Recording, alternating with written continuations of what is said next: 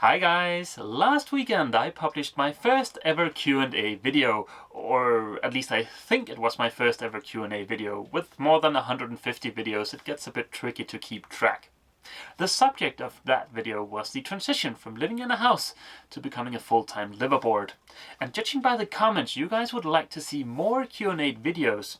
So in this video I'll tell you how to submit questions for future Q&A videos, and I'll answer a few more questions. For a Q&A video to work, there of course needs to be some questions. So if you've got any kind of questions, please go ahead and submit those questions in an email with Q&A in the subject and send that email to sale.dotlife@gmail.com, and I'll put the email address down in the description too. Now, I figured I'd do maybe 1 or 2 Q&A videos per month, but all of that hinges on whether or not I get some questions. Now, questions don't need to pertain to liveaboard stuff. For instance, I thought it might be cool to do a Q&A video in the middle of the Atlantic aboard Fiona with that trip as a subject. So a good question for that trip could be something like, what's the food like aboard Fiona? Or what do you do to keep yourself entertained on a long passage? Stuff like that. But I am really excited to see what kind of questions you guys come up with. So yeah, go ahead and submit those questions. Now you guys know how to submit questions for future Q&A videos. I know if I was to end this video here, some of you would be a little bit disappointed over the length of this video, and we can't have that. So I figured I'd throw in a quick Q&A segment in the end of this video. On my laptop I have a list of future video ideas, and on that list there's a bunch of questions that someone sent me in Danish. I can't for the life of me remember who sent me those questions, but yeah, to whomever you are, thank you for sending in those questions, and let's get on with it. The first question is, why did you choose an Alban Ballad? And an Alban Ballad is, well, this kind of boat. It's quite simple. The Alban Ballad was, in my eyes, the best boat I could afford at the time. When I bought Obelix, I paid 75,000 Danish kroner for her, which is around 10,000 US, I think. You guys know I've put in a lot of time and money since then fixing her up, but at the time when I bought her, 75,000 Danish kroner was all I could afford. Now, I think you've seen photos from the big refit I did of her, and this is how she looked when I was halfway through with the refit. Yeah, needless to say, that takes a lot of time, and it's not exactly free either. Having said that, I hope my next boat is going to need a lot of work too, because it's fun and it's a steady stream of content for videos. The second question is, looking back, have you regretted your choice of boat? Well, I wouldn't say I've regretted my choice of boat, because as you can see I'm able to live aboard the boat and I'm reasonably comfortable. Now, you guys know that I'm gonna upgrade to a slightly bigger boat in a couple of years, maybe 3 years. And well, as soon as someone says that they're gonna upgrade to a bigger boat, it's almost a God-given certainty that someone else goes, "Oh, you've got 2-foot-itis." For those of you who aren't familiar with the term 2-foot-itis, let's break it down. It consists of the word 2, or that's actually the number 2, then foot as in the unit of measurement, and then the affix is itis from Greek, suggesting that it's a disease. Namely a disease that causes you to always crave or want a boat that's just 2 feet bigger than the one you have right now. Now, nothing sucks the life out of a joke quicker than trying to explain the joke, so I hope by explaining the term here, I'm gonna spare myself at least 1 or 2 of the 2-foot-itis comments. Nah, all kidding aside, no, I don't regret my choice of boat.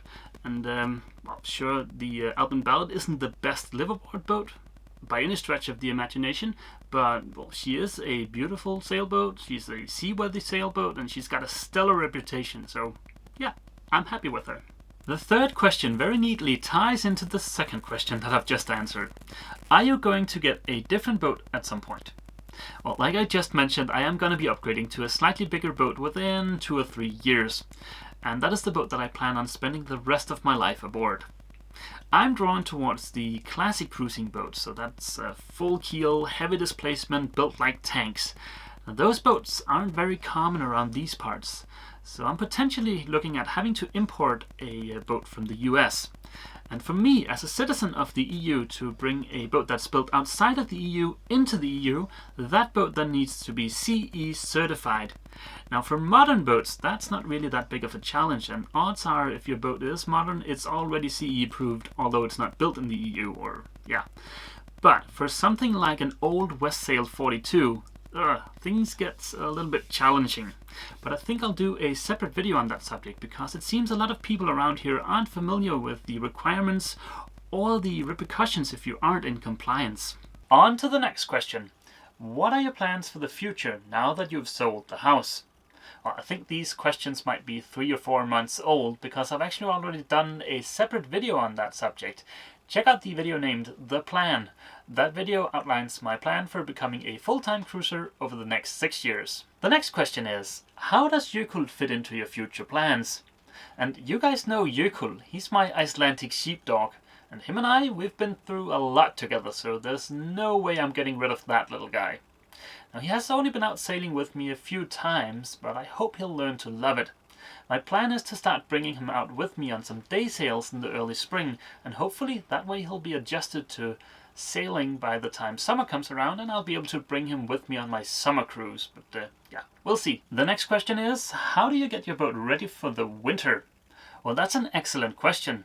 Normally I'd winterize the engine, but for obvious reasons I didn't have to do that this year. The engine is still at the mechanic's workshop, and now, the mechanic, he's an awesome guy and he's extremely helpful, and I don't mind waiting, so I've just told him that, well, I'd like to have the engine back in the boat before I leave to cross the Atlantic, but other than that, there's no need to get stressed out. Now, back to the question.